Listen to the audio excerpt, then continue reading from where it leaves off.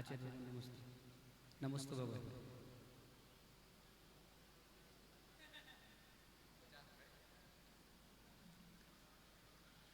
नमो अरिहंताणं नमो सिद्धाणं नमो आयरियणं नमो उवच्छायाणं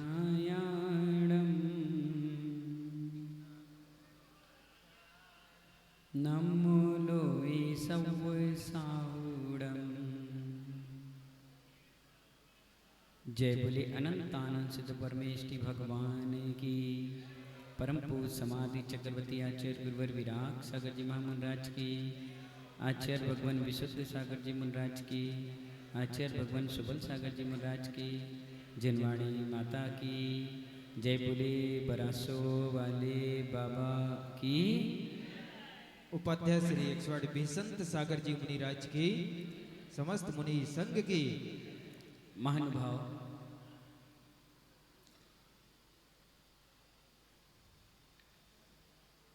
आचार्य भगवान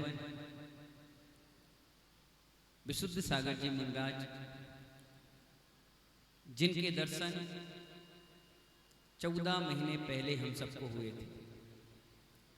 14 महीने वो इंदौर की धरती जहां पर आचार्य भगवान को पूरे 400 निर्गंत साधुओं ने अपने संघ का सर्वमान आचार्य पट्टाचार मानकर उनकी पदरज लगाने का सौभाग्य हासिल किया। और देखिए, मैं तो मैनपुरी के बाद कन्नौज, कानपुर या लखनऊ, अवधपुरी में कभी अपने जीवन या लाइफ में आया ही नहीं। अगर मुझे भी यहाँ लाने का किसी को श्रेय गया है तो आचार्य भगवान पट्टाचार्य विशुद्ध सागर जी महाराज को गया है। आचार्य सुबल सागर जी महाराज के कदमों को किसी ने रोका है। भोपाल जा रहे थे महाराज, श्रावस्ती जा रहे थे महाराज, उनको भी किसी ने रोका है तो उसका श्रेय भी आचार्य भगवान विशुद्ध सागर जी महाराज को जाता है। ये बगल में मेरे भाई बैठे हैं विशुद्ध सागर जी, जो बंगाल की खाड़ी में अपना परचम धर्म का लहरा रहे थे। इनको अपने सत्संग के साथ इस अवधपुरी में रोकने का किसी को श्रेय गया है तो आचार्य भगवान विशुद्ध सागर जी मुनिराज को। यहाँ तक कि जो 2 दिन के बाद यहाँ पर 2 दीक्षाएं देने वाली हैं, विविध श्री माता जी को भी अगर संग सहित रोका है तो वो आचार्य भगवान विशुद्ध सागर जी मुनिराज ने। सोचिए कितना बड़ा दिल, कितनी सरलता है अपने अंदर। आज के समय में अगर थाली भरकर किसी भूखे को भोजन मिल जाए तो वो सबसे पहले अपना पेट भरता है, लेकिन विशुद्ध सागर जी महाराज अलौकिक संत ऐसे हैं जिन्होंने पहले सबका पेट भरा, बाद में जो बचा कुछा अपने लिए लिया। सोचिए कितनी बड़ी बात। किसी भी पंचगणक में अन्य किसी साधुओं को बुलाना तो छोड़ो, किसी की प्रेरणा भी लिखना व्यक्ति नहीं चाहता, नाम तक नहीं छापता, बोलता तक नहीं है। पर गुरुदेव का कितना आशीर्वाद है। उन्होंने कहा वैसन सागर जी कहाँ हो? हमने कहा करहल मैनपुरी, पहुंचो लखनऊ। विशल सागर जी कहाँ हो?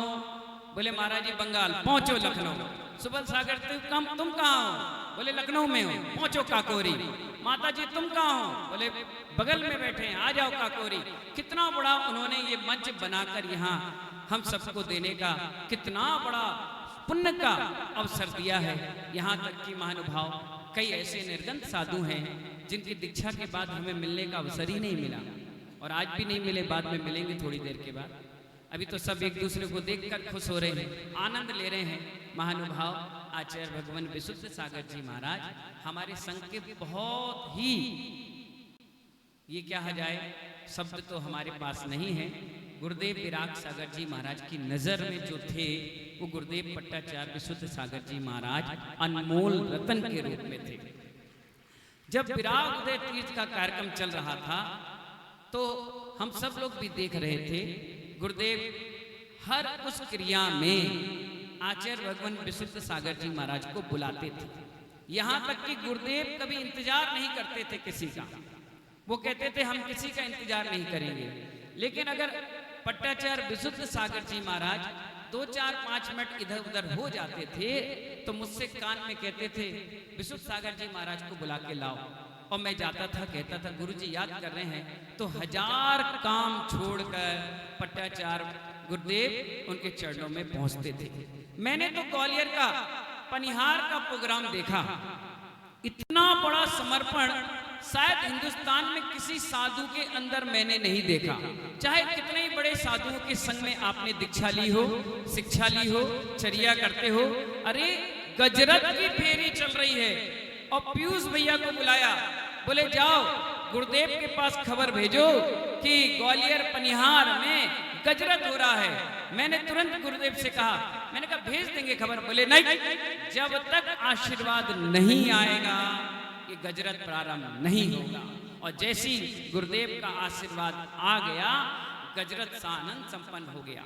ऐसे दिल के तार आचार्य भगवान विराग सागर जी महाराज और आचार्य भगवान विशुद्ध सागर जी महाराज के जुड़े हैं। और यही तो होता है, साधु के साथ साथ साधु मिलता है तो कई चीजें उनसे अच्छी सीखने के लिए मिलती है।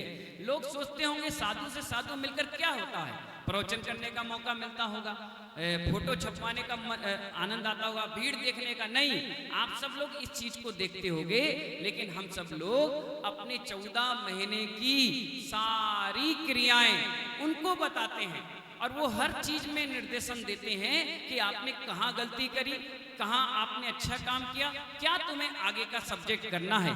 इसीलिए तो परम पूज्य गुरुदेव विराग सागर जी महाराज ने हजारों साल की जो लुप्त परंपरा थी युग प्रतिगमन की, उसको प्रारंभ किया। जयपुर में किया, झांसी में किया, विराग उदय तीर्थ में किया। और जब भी वो युग प्रतिगमन के कार्यक्रम हुए, साधु से साधु मिले, संघ से संघ मिला, तो सारी चीजें अच्छाई और गुण ग्राही का चीजें ग्रहण करने का मौका मिला। कुछ चीजें ऐसी थी जो परिस्थिति विशेष से नहीं हो पा रही थी, उसको चालू कराया गया, परंपराओं को चालू किया गया, एक डिसिप्लिन बन गया। और मालूम है साधु से साधु मिलता है तो एक आनंद ही आनंद आता है। बताइए कहाँ मंच बना था और हम सब लोग कहाँ मिलने पहुंच गए। इतना आनंद आ रहा था कि अपने कदमों को रोक भी नहीं पा रहे थे। आज पंचकणक के पहले दिवस, लखनऊ का बड़ा पुण्य है, पूछो ना कैसे, हाथ जोड़कर बोलो, बोलो हे मुनि, हे उपाध्याय श्री, आज हमारा पुण्य कैसे है। आप आज से 5 साल का रिकॉर्ड देखो। हमारे सुब्रत सागर जी महाराज यहाँ बैठे हैं, जो संघ के पूरी व्यवस्था को संभालते हैं। उनसे पूछना, जितने भी पंचकणक आचार्य भगवान विशुद्ध सागर जी महाराज ने किए हैं, कभी भी एक दिन पहले पहुंचे ही नहीं। जब भी पहुंचे घट यात्रा के दिन पहुंचे। यहाँ से घट यात्रा, यहाँ से मुनि संघ की यात्रा, और एक ही बैंड में सारा काम निपटा लिया, एक ही भीड़ में सारा काम निपट गया। और जैसे ही भगवान को मोक्ष हुआ, यहाँ महाराज का सिंहासन खाली और पीछे कमंडल लेके गायब। ये तुम्हारा कौन सा पुण्य। मैं बार बार यही सोच रहा हूँ कि कार्यक्रम होना है 24 से और महाराज आ गए 23। और 23 इसलिए आए क्योंकि 23 में भगवान पार्श्वनाथ यहाँ विराजमान है। बोले पार्श्वनाथ भगवान की। और देखिए ऐसा भी नहीं है कि अकेले आए हों, हम सबको एक दिन पहले ही भेज दिए, बोले जाओ तुम सब लोग जाओ, बहुत दूर दूर से चलकर आए हो, थक गए हो। और मालूम है जितने भी बिहार आज तक महाराज ने किए होंगे, पूछना सुब्रत सागर जी महाराज के पास बैठकर, 2 किलोमीटर का कभी बिहार नहीं हुआ, हमेशा 10, 12, 13, 14, 15 चलता रहा। लेकिन आज जो बिहार उन्होंने किया है वो सिर्फ 2 किलोमीटर का किया। इसलिए किया क्योंकि काकोरी और लखनऊ का बड़ा बिरला पुण्य है। अभी अगर आते तो मालूम है ये 4 लोगों के प्रवचन सुनने नहीं मिलते। हाँ वही मैं बाद में बताऊंगा जाने के बाद। तो महानुभाव इतने प्रवचन भी तुम्हें सुनने नहीं मिलते। वो इसलिए मिल गए कि इतना कम बिहार था, तुरंत चले आए, तुरंत बैठ गए और आप सब लोग भी यहाँ पर आ चुके। महानुभाव शहर से 12 किलोमीटर दूर भगवान महावीर का भी ऐसे ही समोसन लगता था और सुनने वाले भी ऐसे ही आते थे। कोई पैदल आता था, कोई गाड़ी से आता था, कोई साइकिल से आता था, कोई मोटरसाइकिल से आता था, कोई पैदल दौड़ा दौड़ा आता था। आज भी भगवान महावीर के बाद इतना विशाल संघ, मालूम है 400 प्लस साधुओं के राजा, हम सबकी सरताज आचार्य गुरुवर विशुद्ध सागर जी महाराज यहाँ विराजमान हैं। सोचिए, जब से गुरुजी हमारे बीच से गए हैं, जितनी चिंता आचार्य भगवान विराग सागर जी महाराज को नहीं थी, उससे कहीं ज्यादा चिंता उनको पूरे संघ की रहती है।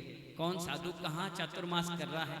हालांकि शुद्ध पंचमी तक सारे साधुओं के चतुर्मास की घोषणाएं हो चुकी होती थी, लेकिन हम सब लोग ने देखा कि परम पूज्य गुरुदेव अपना चातुर्मास फाइनल नहीं किए, अपनी घोषणा नहीं करे।